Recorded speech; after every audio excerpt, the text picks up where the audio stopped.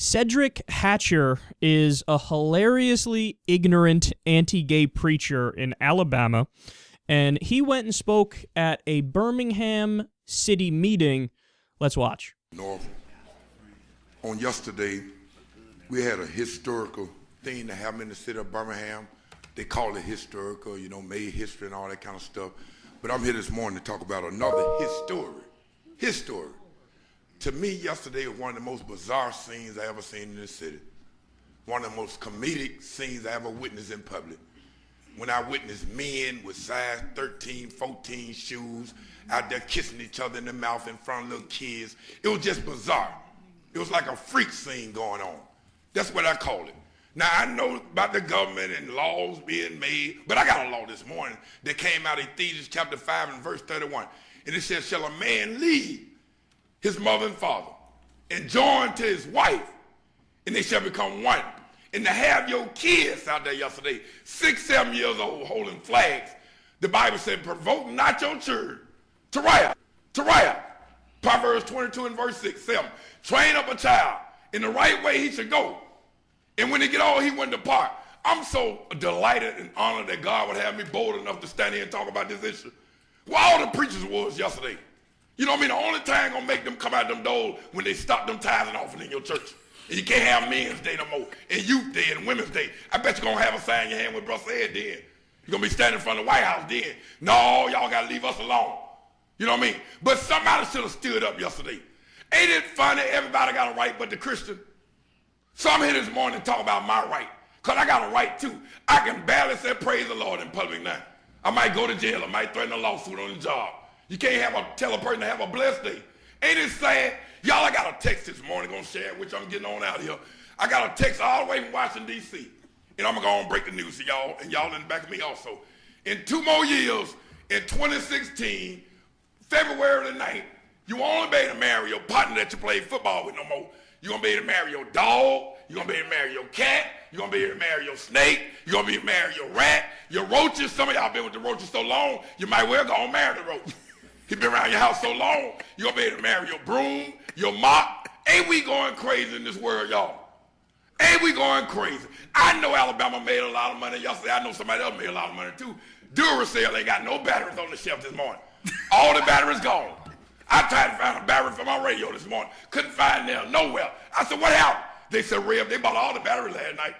They celebrated some kind of way. Just bought all the batteries. I don't know what they do with the batteries. Don't ask me that. I'm a preacher. I won't go there. You know what I mean? I don't know what they did with all them batteries. Now, Mr. Mayor, don't stop me in the hallway, you and your security team, and tell me I can't come here talking like I talk, because you got a political job to do. I got a biblical job to do. And I'm going to do mine and you do yours. I'm going to stay in my lane and you stay in yours. I ain't bought by nobody.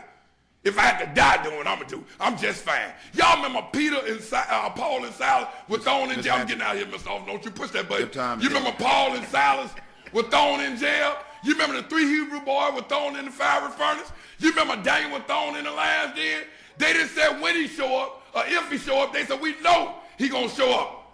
Why we scared today, preachers? Your time. Everybody coming out the closet but the saints. When we going to come out the closet? And all the gay people ain't show up down there yesterday. We got some down low people that didn't show up. Some of them down here.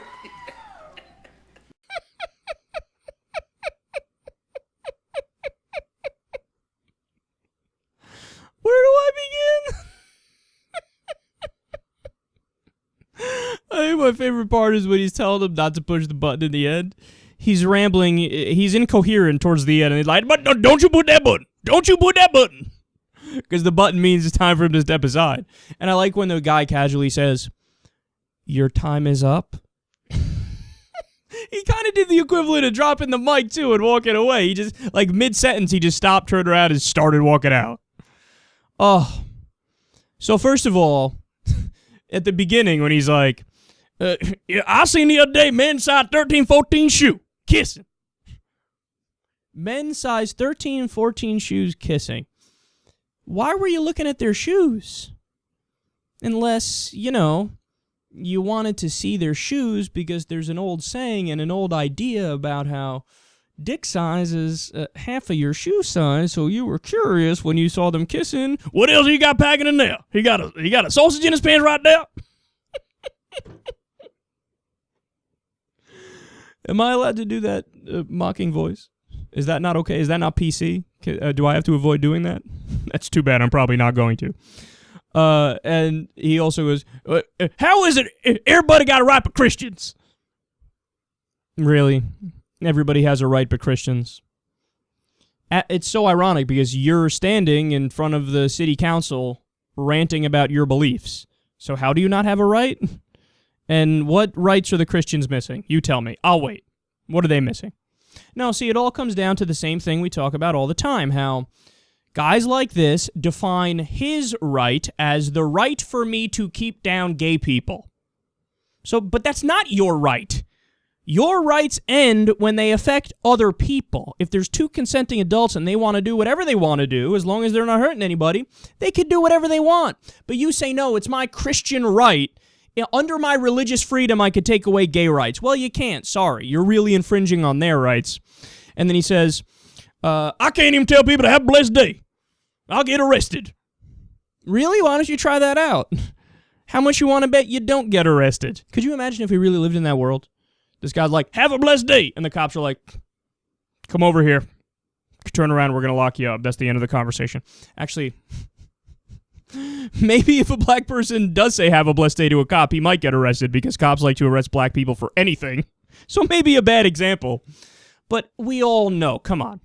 If you say you believe in God, if you say have a blessed day, obviously you're not breaking any laws. It's a stupid argument that you're stretching way too far to try to prove your point, but your core point is ridiculous anyway. Because giving gay people equal rights is a no-brainer, but you want to try to find reasons to take it away from them, which leads to the next point. In 2 years, he says, in 2 years in February, he's specific. In 2 years February, you're going to be able to marry snake, cats, roaches, brooms, and mops. Again, look, if you want to make a bet, this bank's open. Let's make a bet all day long. You're not going to be able to marry your broom. You're not going to be able to marry your mop or a roach or a snake. Although, you ready for this? I'm going to go a little too far here. If somebody wanted to really marry their broom, do I really care? No, I don't. No, I don't.